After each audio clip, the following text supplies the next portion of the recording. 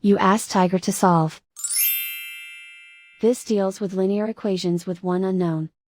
The final result is x equals 19/15. Let's solve it step by step. Group all constants on the right side of the equation. Add 3/5 to both sides. Combine the fractions. Combine the numerators.